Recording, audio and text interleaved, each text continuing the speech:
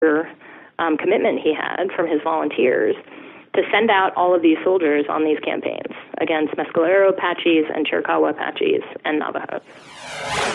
Hey everyone, Scott here. One more brief word from our sponsors. These are different schools of thought at the time. You have people like Carleton, the kill the Indian, save the man type of idea that assimilation is the best way. Some were cynical, some truly believed it and maybe had good intentions, but warped execution. And then others would focus on treaties. One other thing on Carleton, if someone else had been in his position who had a philosophy of using treaties instead, rather than open warfare and open conflict as the first course of action, do you think this could have changed the trajectory of what happened in the decades later? I think it might have. I mean, it definitely would have changed the situation with the Chiricahua Apaches, because the Mangus Coloradus, who is one of the protagonists in the book, he's 70 years old. He's this storied war leader of the Chiricahuas, and he had survived so long and become such a great leader because he actually used a range of responses in defense of Chiricahua sovereignty in Apacheria. Sometimes he made war on migrants and U.S. Army posts. Sometimes he made alliances. Sometimes he just charged them, sort of a fee to move through his territory. He was quite flexible in his negotiations with all of these new people who suddenly appearing in his territory. And in the fall of 1862, in the winter, kind of moving into winter, he reached out to James Carleton, and he wanted to make a treaty. He wanted to make a peace treaty, and because he wanted to go back home. He wanted to plant his fields. He wanted to get ready for winter, because winter is kind of a dire time in the high desert if you are just relying on hunting and some provisioning to survive. And so Carleton said, no, absolutely not.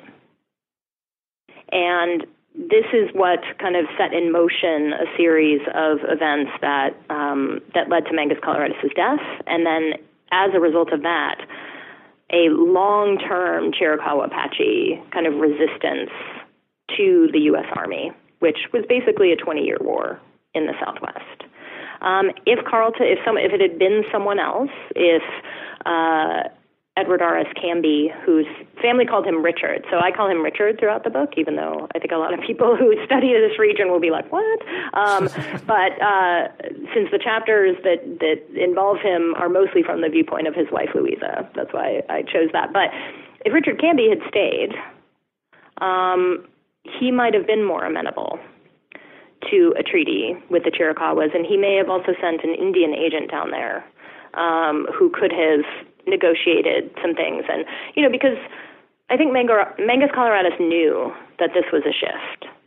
Like, he had watched Carleton, march through Apacheria with this huge army of 2,000 men, and he had fought some of them. So he knew that this was changing, that this was an important moment. And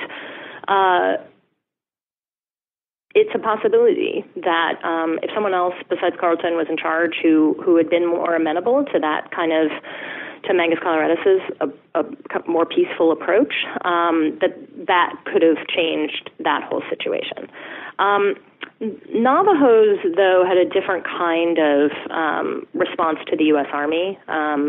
They, were 10,000 strong. They were kind of a larger tribe, and they were much more spread out over kind of northern, what was then kind of northwestern New Mexico and northeastern Arizona. And they had a very long history of some treaty making with U.S. Army personnel, including Richard Canby in 1860 and 61.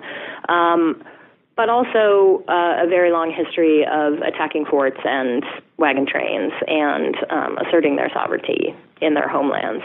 And I'm not sure that if someone else had been in command and they had actually managed to bring some of the Navajo leaders to the table again for a treaty, I think it would actually depend on what that treaty included. If it required them to give up their lands and move to Bosque Redondo, then it absolutely would not have worked.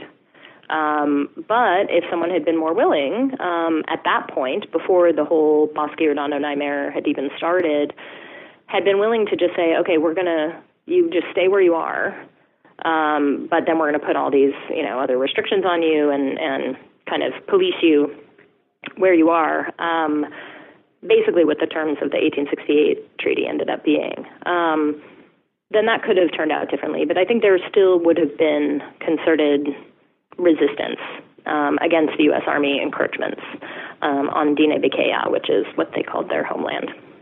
Well, this is one line that you draw from the Civil War to later events with struggles with the federal government and these indigenous nations. Another line that you draw is with the Civil War and the conflicts and the policing on the U.S.-Mexican border, which I would guess during the Civil War was very porous. So how do those events connect together? Well, it's really interesting to see how this increased presence, U.S. Army presence in places along the border kind of creates some shifts in population flow. One of and you're right, before this point, it was quite porous. There were people moving back and forth across the border all the time. In El Paso, I just call it El Paso in the book. It was actually a little more complicated than that. The town in the U.S. was called Franklin, and the Mexican town was called El Paso del Norte. But at that time, sort of in general, it was more like a metroplex, and Mexican merchants came over every day to sell goods to the U.S. Army, and went back and forth constantly, and then soldiers also went back and forth constantly. Although that could be a little bit tricky, as we saw with Baylor's raid, they were not allowed to kind of invade in any sort of way. Even in hot pursuit, they were not allowed to, per the Treaty of Guadalupe Hidalgo. But obviously, there was no wall. There were sort of monuments that had been put up by the Bartlett expedition that had created the southern boundary. But in a lot of places, like the boundaries of a Pacharia crossed that national border. So that was actually a space that was both Mexican and American and Native all at the same time. And we still have some of those spaces today. The Tana Autumn reservation in southern Arizona crosses the Mexican border. And the people living in that nation go across the border all the time, and it's very fluid. But the border wall is actually being built right through and bifurcating their reservation as we speak. But one example of how this became really interesting is that because of the Union Army's campaigns against the Chiricahuas, which did actually kind of push them from what we now know of as southern Arizona, part of that whole process had been to protect gold miners who were coming up. There had been a discovery of gold in the mountains north of Tucson, basically where Prescott is today, and miners were just pouring in, but it was Anglo miners and Mexican miners. And so Carleton dispatched soldiers, most of whom were Anglo, but some of whom were Hispano-New Mexicans, to garrison Fort Whipple to sort of bring order to that mining camp. But very quickly it became segregated. The Anglo miners passed a bunch of laws saying that Mexican miners could not establish claims. And Carleton also passed a number of rules saying that when he first came into Tucson, saying that Mexican merchants could not buy or sell any products because he needed all of those for the Union Army.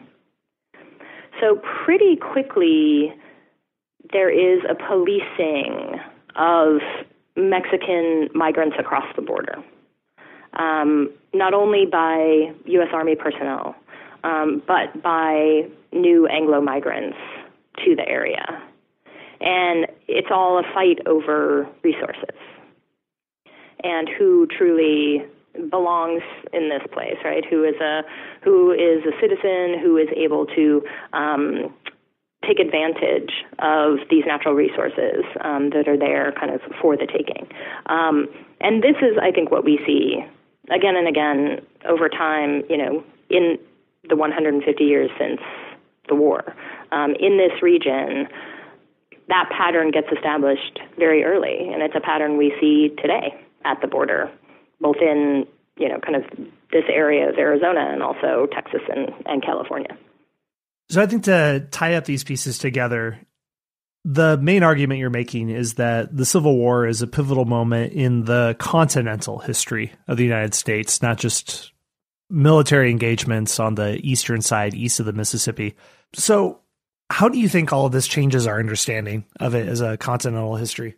Well, what I'm hoping is that now, people who think about the war will actually think about the map of the war as including 40% of the nation's landmass that has been erased from maps up until now, and that they'll really see it as a conflict that included not just the North and the South, but also the West, and not just whites and African Americans, but Anglos and Hispanos and Native peoples. That this was not, just a war that was biracial in that respect, and that, that this was the Union's war aims in particular were quite complicated. I mean, I think we often think of the Union War as a just war, and when you look at the war from the Southwest, that picture becomes more complex, as I think it was in reality. And so the book is intended to kind of unsettle our notions of what the Civil War was and where it took place and who fought in it, to give us really the fullest possible sense of the conflict in our history. All right. Well, there is a lot more to unpack than we were able to discuss here. And for people who want to learn more, your book is The Three-Cornered War, the Union, the Confederacy, and the Native Peoples in the Fight for the West. Megan, if people want to learn more about this book and then also everything else you're up to, what's the best place to find you online? The best place would be my personal website, which is www.megankatenelson.com. And when you go there, there'll be a couple different pages, and I also have a blog called Historista, and I've been introducing the protagonists in the book once a week for the past month or so. So readers could go and be kind of introduced to all of these people. One thing that we didn't get to talk about, if I can interject this at this moment, you can edit it. Please. However you would want, is that this is not your kind of typical history book. We usually write about, and I have written books in the past in a more traditional academic sense, which is argument-driven with an introduction and thematic chapters and then a conclusion. This book is meant to be a story that takes place from the summer of 1861 to the summer of 1868, where most of the action is taking place in Texas and New Mexico and Arizona and parts of Colorado and California. And it is structured around the experiences of 9 different people. And I did it that way because I was trying to figure out how to convey all of the different communities that were involved in this fight. And I also wanted to give readers a real kind of nitty-gritty sense of the war on the ground. So it kind of reads more like a novel in that it has multi-perspective chapters. So that if you look at the table of contents, and I wrote a post about this on Historista also, all the chapters pretty much, except for 3, are named after the person. Because in that chapter, readers will follow that person kind of through space and time. And then in the next chapter, we'll move to someone else. And I was actually inspired, weirdly, by Game of Thrones. All right. Which I was reading at the time that I was first starting to research this, and I was thinking to myself, how in the world, this is so complicated. This is such a complicated story. There are so many characters with similar names. How is it possible that George R.R. Martin is like keeping me turning pages instead of just throwing the book across the room in frustration? And it's because he uses this technique of multi-perspective narration, so that you're with Arya in one chapter and then you move on to Tyrion and all this stuff. And I thought that is so genius. So I actively stole that narrative strategy. So